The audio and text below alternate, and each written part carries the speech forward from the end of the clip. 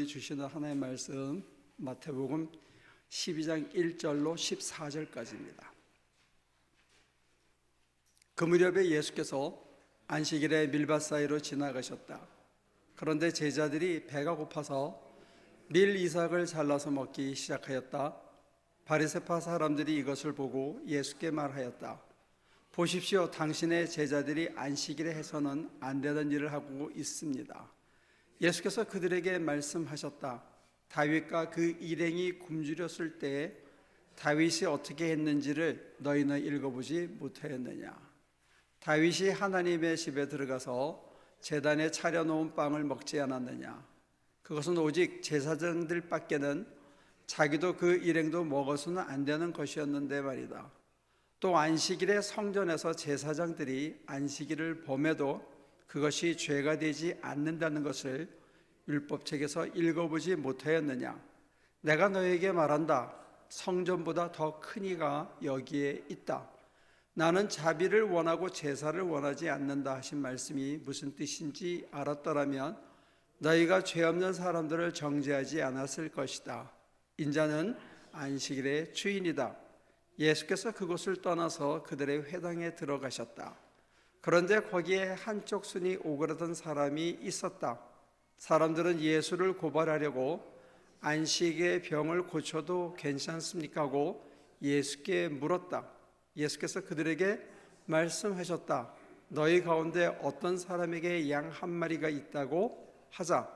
그것이 안식일의 구덩이에 빠지면 그것을 잡아 끌어올리지 않을 사람이 어디에 있겠느냐? 사람이 양보다 얼마나 더 귀하냐? 그러므로 안식일에 좋은 일을 하는 것은 괜찮다. 그런 다음에 손이 오그라든 사람에게 말씀하셨다. 내 손을 내밀어라. 그가 손을 내미니 다른 손과 같이 성하게 되었다. 그래서 바리새파 사람들은 밖으로 나가서 예수를 없앨 모의를 하였다. 안식일에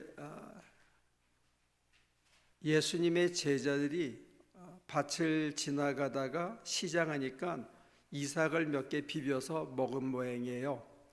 그걸 이제 바리새파 사람들이 보고 그것을 트집을 잡기 시작한 거죠. 그래서 이 논쟁이 어디까지 이어지냐면 회당 한가운데에서 손 마른 사람이 저 구석에 있는 사람을 굳이 불러내다가 안식일에 선한 일 하는 게 좋으냐? 악한 일 하는 게 좋으냐? 너희는 안식일 지킨다고 하면서도 양이 구덩이에 빠지면 가서 제산을 지키기 위해서 양을 끄집어내지 않느냐? 그런데 양보다 더 귀한 하나님의 아들이 이렇게 손이 말라서 비참한 삶을 살고 있고 사람들에게 업신여김을 받고 이렇게 버려져 있는데 왜 이 사람을 구할 생각을 안 하냐 하면서 안식일에는 좋은 일 해라 적극적으로 그러면서 굳이 안식일날 요게 이렇게 펴지면 일이거든요. 남에게 이만큼 일을 시켰다는 거예요. 그러니까 사람이 하나 멀쩡해졌는데도 불구하고 바리새파인들은 어떻게 하냐? 저거 안식일을 어겼으니까 저거 죽여버려야 되겠다. 이제 오늘 읽은 본문의 스토리는 이겁니다. 그런데 이 스토리에서 지금 가장 핵심이 되는 단어 하나가 뭐냐면 여기 성전보다 더 큰 이가 있다는 거예요. 여러분들 성전보다 더 큰 사람이 있습니까? 특히 이스라엘 사람들에게 이게 가능합니까?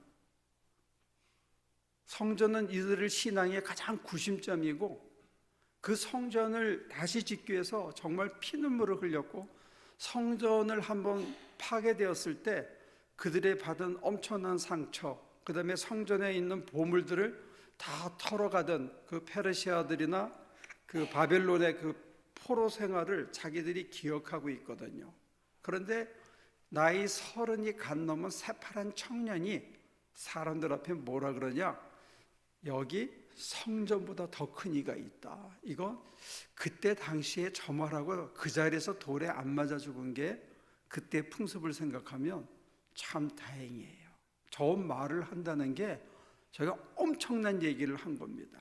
그리고는 더 나가서 뭐라냐? 내가 안식일의 주인이다. 안식일을 너희들은 규정을 지키려고 애를 쓰고 있지만 그 규정 지키느라고 버려진 인간들이 있다는 게, 규정을 지킨다고 하면서 재산은 잃어버리지 않고 발버둥 치면서 사람에 대해서 해야 할 관심과 배려와 사랑은 실천하고 있지 않다. 이게 예수님의 지적이거든요. 여러분들 같으면 내가 성전보다 더 크다, 그렇게 말할 수 있습니까?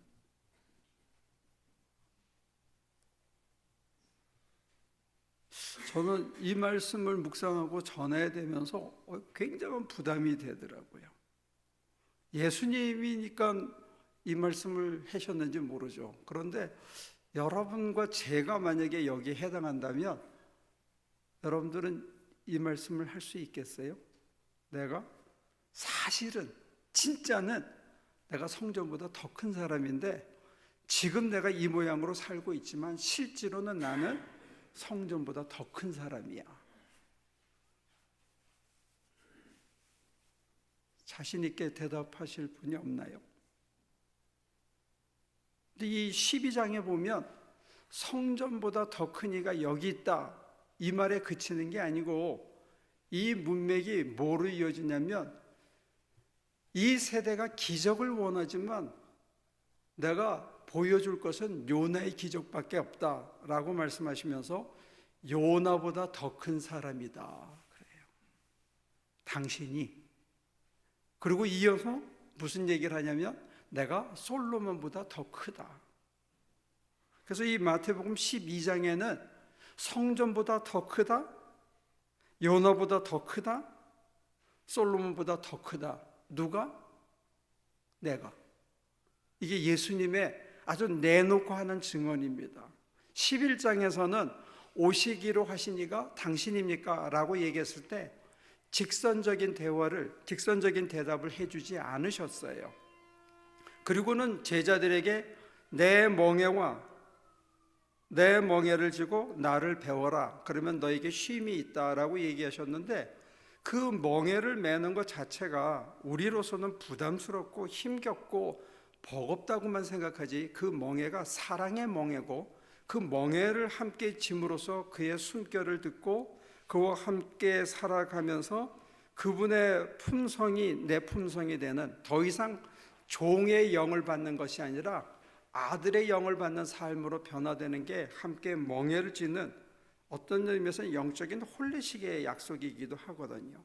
그래서 그 멍에를 같이 지면서 예수의 품성이 저와 여러분들의 품성이 되고 제자들의 품성이 되고 마침내 우리의 본성을 회복하면서 하나님의 형상을 회복하는 전 과정이, 그러니까 내 옆에서 나와 더불어 멍에를 줘 주시지만 그는 내 옆에만 계신 게 아니고 내 등 뒤에도 내 다른 쪽에도 내 앞에도 계시고 심지어는 내 심장보다 더 깊은 곳에 계셔서 나로 그것을 질 수 있는 원천이 되시거든요. 그런 의미에서 그는 영적으로도 내 안에 내재하시는 분이거든요. 그런데 그분으로 인하여 내가 멍에를 잘 지고 한 걸음 한 걸음 따라 살면서 결국은 주님의 형상을 회복하고 주님의 본성이 인퓨전, 내 속에 스며들어서 마치 스폰지 안에 물이 쫙 스며들듯이 우리의 이 육신 안에,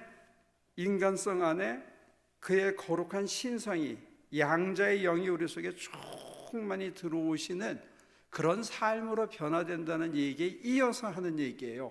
그러면 우리가 멍에를 잘 지고 나면 그 다음에는 저와 여러분들이 어떻게 됩니까? 성전보다 더 큰 사람이 되는 거예요. 성전보다 더 크신 이는 딱 한 분이 있습니다. 그분이 바로 하나님이신 거예요. 그러니까 이 선언이 얼마나 큰 선언이냐면 성전에 거하시는데 하나님께서 그 성전보다 더 큰 거는 이스라엘 사람들에게는 딱 한 분밖에 없었던 거죠. 그분이 바로 하나님인 거예요. 근데 나이 30 간 넘은 새파란 청년이 성전보다 더 큰 이가 여기 있다라고 자기를 가리키거든요. 그러니까 사람들이 이게 뒤집어지는 거예요. 저걸 그냥 둘 수는 없다. 그런데 오늘 이 얘기는 그들에게만 전한 게 아니라 당신의 제자들에게도 한 얘기고 그 제자들의 증언을 통해서 예수님을 따르게 될 저와 여러분들을 향해서도 하는 얘기이기도 해요. 그래서 이 말씀을 굉장히 전하기가 사실은 저는 굉장히 부담스러웠습니다. 내가 성전보다 과연 큰가? 어떻게 살아가는 것이 성전보다 더 크고, 이것이 주님이 우리에게 주시는 약속이고 축복이고 우리의 본래적인 모습이다 라고까지는 제가 믿음으로 받아들인다 하더라도 매일의 삶에서 정말 성전보다 더 큰 삶을 과연 살아낼 수 있을까? 그게 뭘까? 이게 굉장한 고민거리였던 거죠. 한 주간 내내 사실은 마음이 별로 편치 않았습니다. 여러분들은 어떻습니까? 여러분들의 본래의 모습이 성전보다 더 큰 사람이고, 이게 우리들의 인생의 표대다, 나의 잠재적인 가치가 성전보다 더 큰 정도가 아니라 이게 우리가 가야 할 표대다, 이걸 우리가 살아생전에 이루어야 된다라고 생각하면 마음에 좀 부담감이 없습니까? 이거는 굉장한 약속이고 굉장한 축복이고, 하지만 우리들에게는 어떤 면에서는 큰 부담감으로 다가오는 것도 있거든요. 여러분들이 솔로몬보다 더 큰 사람이라는 거예요. 여러분과 제가 요나보다 더 큰 사람이라는 거예요. 이게 도대체 무슨 말일까? 그래서 요나의 얘기부터 하나씩 살펴보면 잘 아시는 대로 니느웨 사람들이 이스라엘 백성들을 많이 괴롭혔거든요. 그래서 그 니느웨 사람들한테 가가지고 회개하라고 전화를 하니까 요나가 가기 싫었습니다. 그래서 이 요나가 반대 방향으로 간 거예요. 다시스로. 그 배를 타고 가다가 풍랑이 이니까 이 풍랑은 하나님이 일으키신 거구나 해서 뱃사람들에게 자기를 내던지라 그러죠. 그랬더니 풍랑이 가라앉고 물고기가 와서 저를 삼켰는데 그 물고기 뱃속에서 사흘밤 사흘낮을 있다가 그 깊은 어둠 속에서 마침내 돌이킵니다. 하나님, 제가 반항했었습니다. 잘못했습니다. 그래서 물고기 배 속에서 이렇게 토해내니까 육지에 다다라서 니느웨 성을 가가지고 회개를 외칩니다. 여러분들이 잘 아는 대로. 그래서 사람들이 전부 죄를 뒤집어 쓰고 짐승들까지 회개하고 그들이 돌아옵니다. 그런데 이 후반부가 뭐냐면 요나가 산 등성이에 쫙 가가지고 이렇게 쳐다봅니다. 뭘 쳐다보느냐? 저놈들이 망하나 봐야지.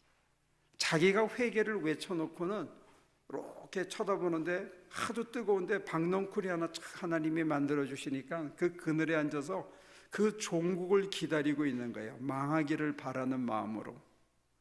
그랬는데 하나님께서 벌레를 하나 보내가지고 박넝쿨을 파먹기 시작합니다. 그랬더니 그 뜨거운 햇살을 그대로 받으니까 요나가 뭐라고 얘기를 하냐면 차라리 날 죽여주세요. 그랬더니 하나님께서 나타나셔서 요나에게 뭐라고 말씀하시냐? 너는 네가 심지도 않은 그 박넝쿨이 말라 비틀어지고 벌레가 먹는 걸 가지고 그렇게 아까워하는데 저 니느웨 성에는 말 못하고 앞뒤 분간을 못하는 애들이 수십만인데 내가 저를 아끼지 않겠느냐 하고 하나님께서 당신의 마음을 털어놓는 거죠. 요나가 그때 꺾입니다. 뭐에? 하나님의 신비의 사랑에 꺾이는 거죠. 자기는 가서 회개를 외쳤지만 실제로는 마음속에는 뭐가 있었어요? 분노가지, 그 미움이 있었던 거죠. 저놈들이 망해야 되는데 하는 자기 결정이 있었는데 하나님은 니느웨 사람도 아낀다는 그 요나의 얘기는 엄청난 걸 담고 있거든요. 이스라엘만 아끼는 게 아니고 이스라엘을 괴롭히는 니느웨도 아끼신다. 그들이 돌이키면 좋겠다 하는 하나님의 사랑이 그 심정에 담겨 있었던 거예요. 요나보다 더 크려면, 저와 여러분들이 요나보다 더 크려면 어떻게 해야 된다는 것을 암시해 주고 있습니다. 예수님께서는 원수도 사랑하셨던 그 사랑이 심장에 있었던 거죠. 그러니까 저와 여러분들이 요나보다 더 크려면 하나님의 뜻을 듣고 실천하고 하면서도 내 속에 무슨 레저베이션이 있어서 얘는 구원해도 되지만 쟤는 아니에요 하는 그런 게 있다면 우린 요나보다 작은 사람이 되는 거죠. 그리고 솔로몬의 얘기로 넘어가면 잘 아는 대로 솔로몬은 지혜를 구했잖아요. 그리고 성전을 바쳤죠. 그런데 나중에 세력을 확장하면서 정략 결혼을 합니다. 하나님에게 의지하고 하나님의 말씀대로 살겠다던 솔로몬이 정략 결혼을 해가지고 공주들을 다 데리고 자기 새로운 아내로 삼지요. 그러면서 그 아내들이 갖고 온 온갖 이방 신들을 어디다가 모시냐면 자기가 지어바친 성전에 모십니다. 그래서 우리가 흔히 아는 대로 그 귀절에다가 갖다 붙이면 시작은 창대했으나 끝날이 불결해진 거예요. 처음에는 하나님에게 의지했는데 자기 지혜대로 모든 게 잘 풀려가니까 자기 생각을 의지하면서 나중에는 조금씩 하나 두는 건 뭐 어때? 두 개 두면 어때? 하다가 자기가 지어바친 그 성전 안에 우상을 섬기는 장소로 변질되도록 허락해 줬다는 거예요. 그래서 예수님은 솔로몬의 영광이 드레핀 풀 한 송이보다 못하다라고 얘기한 거예요. 요나가 이스라엘 사람들에게 위대한 예언자였고, 그리고 솔로몬이 위대한 왕이었지만 예수님 눈에는 그게 그렇게 안 보인 거예요. 왜? 그들의 심장에 뭐가 빠졌다는 거예요. 오늘 그렇게 되면 이제 성전보다 더 크기 위해서는 어떤 심장을 가지고 살아야 그게 성전보다 더 큰 거냐, 이제 이 얘기가 나오는 겁니다. 예를 들어서 제가 목사로서 뭐 그럴 리는 거의 없겠지만 70만 명, 여의도 순복음교회처럼 70만 명의 성도를 모으고 온 동네방네 전 세계 세이틀라이트 처치를 만들면 제가 큰 종이 된 겁니까? 여러분들은 어떻게 생각합니까? 지금 우리 식구가 몇 명 안 되니까 저는 작은 종이고 2,000명 모이는 교회 목사님, 3만 명 모이는 김삼환 목사님은 큰 종입니까? 우리들은 겉을 보면서 그렇게 판단을 하는데 성전에서는 죄 사함이 있어야 되고 거기에는 죄를 씻어주는 생명의 선포가 있어야 되고 생명의 물이 흘러 넘쳐야 되거든요. 그 물에 적시는 자들마다 새로운 생명으로 넘쳐나야 그게 진짜 성전이지, 안 그러면 마가복음 13장에서 얘기하듯이 돌 위에 돌 하나도 남지 않은 그저 아름다운 돌덩어리에 불과한 거죠. 우리가 이 예배당을 이쁘게 꾸미고 뭐 사람들이 차고 넘쳐도 여기에서 여러분들의 귀를 간지럽히는 필요한 소리만 전해지고 하나님의 생명의 말씀이 흘러 넘치지 않는다면, 그 말씀이 여러분들에게 생명을 주고 아, 내가 이렇게 살아야 되겠구나 하는 자극과 새로운 결단으로 이끌어가지 않는다면 이 성전은 껍데기만 남은 거죠. 그러면 마침내 돌 위에 돌도 하나 안 남을 겁니다. 그렇게 된다면 사실은 누가 성전보다 큰 사람이 될 수 있냐면 어떤 형태의 삶을 살든지 간에 저는 저의 삶을 살면서 생명의 말씀을 묵묵히 전하고 그 말씀대로 살아내고 그렇게 두려움과 떨림으로 말씀을 전했는데 그 말씀이 행여 여러분들의 심장에 베껴서 여러분들에게 새로운 삶을 살도록 자극을 주는 사람이 된다면 예수님이 얘기하신 성전보다 더 큰 삶을 제가 살아가고 있는지도 모르죠. 여러분들이 여러분들의 직장과 일터에서 아주 담담하게, 아주 겸손하게, 아주 어쩌면 좀 두근거리는 마음으로 하나님께서 나한테 이렇게 해가지고 내가 이렇게 살았는데, 목사님의 설교를 들으면서 그걸 묵상하다 보니까 이게 내 가슴에 이렇게 부딪혀서 제가 아, 그렇구나, 내가 그리스도의 그 냄새를, 그의 숨결을 느끼면서 사는 삶을 살아야 되겠다라고 한 걸음 한 걸음 가니까 내 마음에 참 평안이 있었어요 하는 그 작은 증언이 그걸 듣는 사람의 심장을 변화시킨다면 여러분들의 삶이 성전보다 더 큰 삶이 될 수 있다고 봐요. 주님이 우리에게 기대하는 건 그런 겁니다. 여러분들의 삶 속에서 말씀이 흘러나와야 되고 그 말씀을 여러분들의 삶이 화육해내야 되고 화육된 그 말씀이 다른 사람들의 심장에 생명을 전할 수 있는, 그리고 그 말씀을 전하는 것이 입으로만 하는 게 아니라 오늘 여기서 보면 예수님이 어떤 모습을 보여줬냐면 내가 이렇게 하면 저 사람들이 날 죽일지도 모른다는 걸 몰랐을까요? 그걸 다 아는 거죠. 그걸 각오하는 거죠. 그러면서도 나를 잊어버리고 그 손마른 사람을 안식일에 굳이 고칩니다. 그 사람 하나만 고치려고 한 게 아니라 눈이 멀은 바리새인들에게 뭐가 진짜인지를 목숨을 걸고 가르치려고 했던 거죠. 그걸 증언해낸 겁니다. 그 삶이 성전보다 더 큰 삶이라는 거예요. 오늘 우리들은 이 자본주의에 살면서 번영신학 때문에 번영을 이루고 뭔가 크게 이룬 것, 그걸 크다고, 그게 대단하다고 자꾸 착각하는 경향이 있다는 거예요.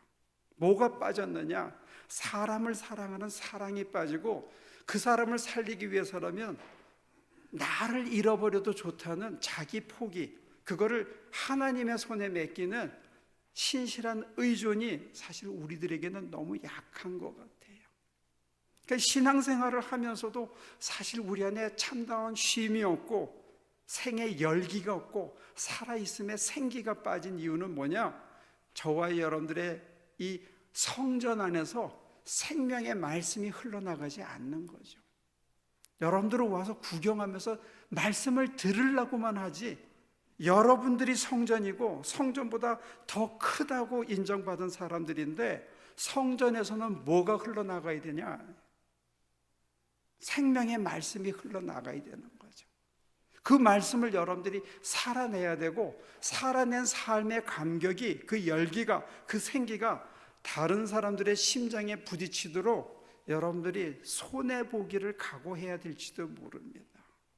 저를 살리기 위해서 사람들이 나를 욕하고 뭐라고 힐난하더라도 나는 주님의 말씀이 내 심장에 부딪혔기 때문에 나는 이렇게 할 수밖에 없다. 이게 혼자 한 게 아니라 떠밀려서 멍에를 쥐고 있는 주님이 밀고 가서, 사실 나는 원치 않았는데 그냥 어쩔 수 없이 한 거 말은 그냥 하고 만 것이 되는, 그 말씀대로 그냥 해내고만 그랬는데 그걸 통해서 그 사람이 살아나는 거죠. 손 마른 사람이 손이 펴진 거죠. 굴절된 인생이 바로 펴진 거죠. 이렇게 되어지는 삶을 살 때 여러분과 제가 성전보다 더 큰 분, 누구? 하나님의 신성이, 양자의 영이 우리 안에 넘쳐서 아바, 아버지라고 부를 수 있게 해주시는 하나님의 신성으로 충만한 존재로 저와 여러분들이 변해질 수 있다는 거예요. 이게 우리들의 데스티네이션이면서 우리들의 포텐셜입니다. 그리고 어쩌면 이게 진정한 축복인지도 모릅니다. 저와 여러분들이 성전보다 더 큰 존재다.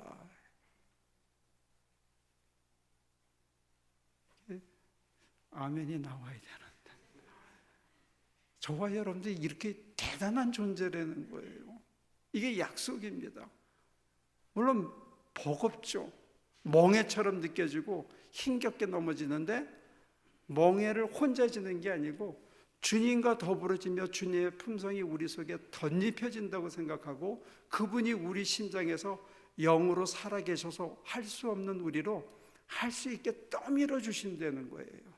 그래서 내가 내 안에서 말씀이신 로고스가 화육되어지고 그의 뜻이 내 속에서 실현되어지고 그의 생명이 내가 저항하지만 않는다면, 나는 못해요, 내가 왜 그렇게 해야 됩니까, 내가 저 사람 때문에 왜 손해봐야 됩니까 하는 저항만 내려놓고 맡길 수 있다면, 내 안에 계신 이가 나로 그렇게 해서 생명의 말씀이, 생수가 저와 여러분들의 심장을 통해서 흘러 넘쳐나갈 때 죽은 자를 살리고 손 마른 자를 피게 하고 눈 먼 자를 눈뜨게 하고 귀 먼 자를 다시 듣게 하는 기적을 하나님께서 저와 여러분들을 통해서 사람 살리는 일을 성전에서 여러분들 속에서 이뤄내실 줄로 믿습니다. 이게 우리들의 축복이고 우리들의 아이덴티티, 우리의 정체성입니다. 그래서 주님은 나이 30 갓 넘었지만 자신 있게 얘기한 거예요. 너희들은 안식일 규정 지키려고 발버둥 쳤지? 그리고 어쩌면 너희는 병 낫는 것을 인생의 목적이나 종교의 목표로 생각했지? 그런 거 아니에요. 뭐가 내 정체성이냐? 내가 누구냐? 했을 때 예수님은 그렇게 얘기하셨어요. 나는 성전보다 더 크다. 나는 요나보다 더 크다. 나는 솔로몬보다 더 크다. 그리고 그 말씀을 제자들이 다시 실현해 주기를 바랬고, 그것을 나중에라도 깨달은 제자들이 이 말씀을 잊지 않고 그대로 기록을 했고 우리들에게 전한 거예요. 그들이 우리에게 전한 이유는 언젠가, 적어도 지금은 이거는 기억은 하자 이거예요. 이걸 가슴에는 새기자 이거죠. 그래, 사실은 내가 지금 비록 그렇게 못 살고 있지만 나는 사실은 성전보다 더 큰 사람이다. 그리고 내가 잠재적으로는 내가 솔로몬보다 더 위대한 인간이고 내가 요나보다 더 크고, 말씀을 받았으면 말씀을 1.1획도 틀림없이 내 삶에서 내가 화육해내고, 화육해낸 내 삶을 통해서, 그 화육된 말씀을 통해서 사람들이 살아날 거다. 하나님께서 나를 사람을 살리는 도구로 함께 써주시고 나와 멍에를 메고 있다 하는 그런, 적어도 자기 정체성이 뭔지는 기억하고 살면 좋겠습니다. 지금 비록 그걸 실천을 못하고 실현은 못하더라도 내가 누군지는 알고 살자 이거예요. 이게 우리의 정체성입니다. 한번 속으로 생각해 보세요. 나는 성전보다 더 큰 사람이다. 여기 성전보다 더 큰 사람이 있다. 사실 나는 요나보다 더 위대한 예언자적인 삶을 살고 있다. 그리고 나는 솔로몬보다 더 크다. 이게 저와 여러분들의 참된 모습이고 우리가 가야 할 신앙의 표대라는 것을 기억하시면 좋겠습니다. 기도합니다. 나의 원래의 모습을 잊고 삽니다. 그저 손이 나았으면 좋겠고 솔로몬처럼 1000번째라도 지낼 수 있는 부귀영화가 있으면 좋겠다라고 생각하고, 또 그 중에는 요나처럼 가서 복음을 전하는 전도자의 삶을 살고 싶어하는 자들도 있습니다. 그러나 우리가 한 가지 놓친 것은 주님께서 사람을 살리기 위해서 자기를 포기했던 그 사랑, 사람을 살리기 위해서라면 어떤 세력 앞에서도 당당하게 맞서서 안식일의 주인이 누군지를 외쳤던 것처럼 우리들에게도 오늘 당당함을 원하고 계심을 기억나게 해 주옵소서. 오늘 우리들의 본래의 모습과 우리들이 가야 할 신앙의 표대를 일러주셨사오니 지금은 비록 우리의 무릎이 약하고 발목에 힘이 없어서 힘차게 달려가지 못하지만 주님과 더불어 멍에를 쥐고 한 걸음 한 걸음 나가서 하나님의 형상을 회복하고 하나님의 영에 덧입혀져서 하나님을 진정 뼛속에서부터 아바 아버지라고 부를 수 있는 양자의 영으로 덧입혀 주시고 하나님의 사람으로 거듭난 삶을 사는 우리 하나 식구인들이 될 수 있도록 도와주옵소서. 예수님의 이름으로 기도합니다.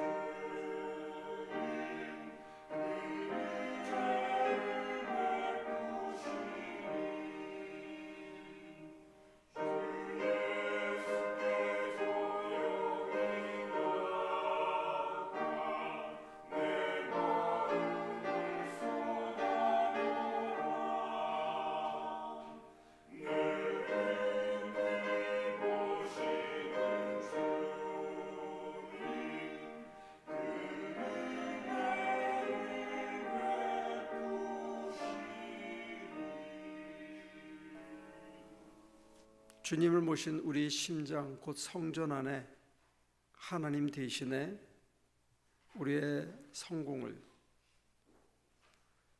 하나님의 성품이신 사랑 대신에 분노와 미움을 담고 살았다면,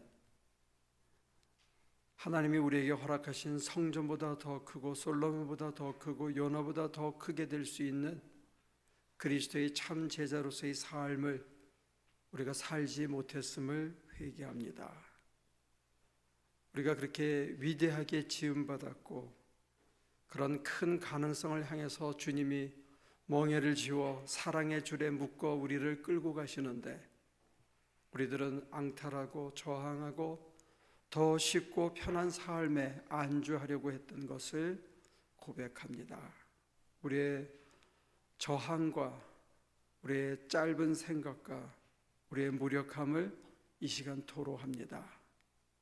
우리의 모든 죄를 당신의 피로 도말해 주시고 다시 한번 생명의 용기를 주사 멍에를 지워 은혜의 사슬에 묶어 사랑의 줄로 띠띠어 우리를 이끌어 가실 때 땀 흘리며 감사하며 감격하며 날마다 변화되는 우리의 모습에 놀라며 하나님께 찬송으로 영광을 돌리며 사람들을 살리는 일에 함께 쓰일 수 있도록 우리를 사용하여 주옵소서. 먼 훗날 주님의 형상을 회복한 우리 속에 하나님의 영광이 사람들에게는 소망을 주는 삶이 펼쳐나가도록 우리를 인쳐 주시옵소서. 이제는 우리 주 예수 그리스도의 은혜와 아버지 하나님의 크신 사랑과 성령의 힘주심이 우리의 본래의 모습을 쳐다보면서 새로운 비전을 가슴에 품고 이 동산을 내려가는 당신의 남녀 종들의 삶 속의 뼛속에 그 심장 한가운데 지금부터 영원까지 함께 하시기를 간절히 축원하옵나이다.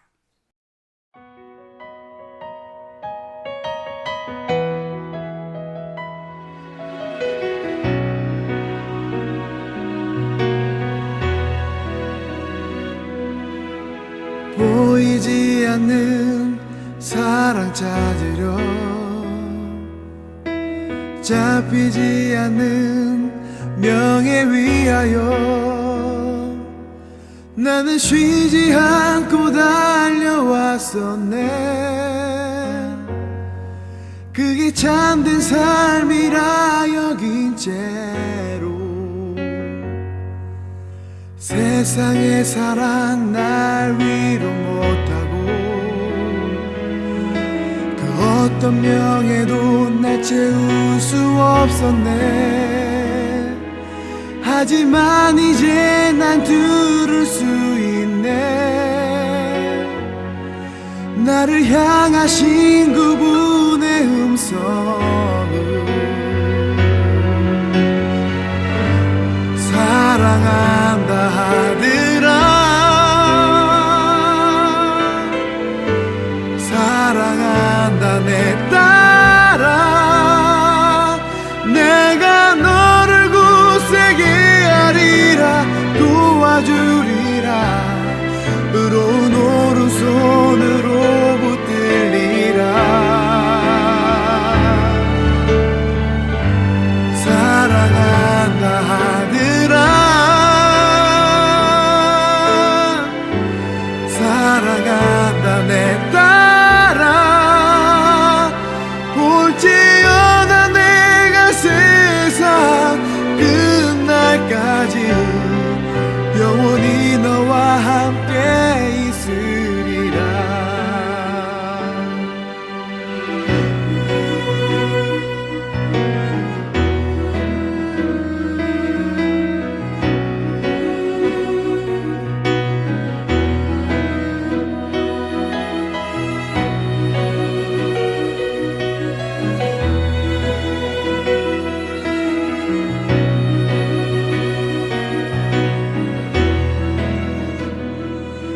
하지만 이제 난 들을 수 있네.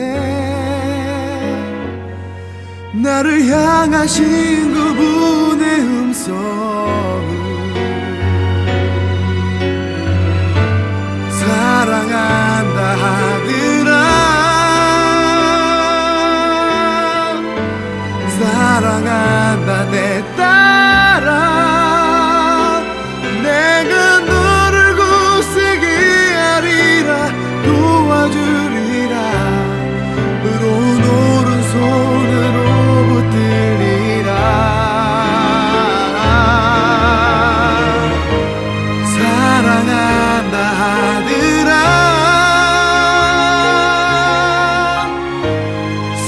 사랑한다 내 딸아. 볼지어다 내가 세상 끝날까지 영원히 너와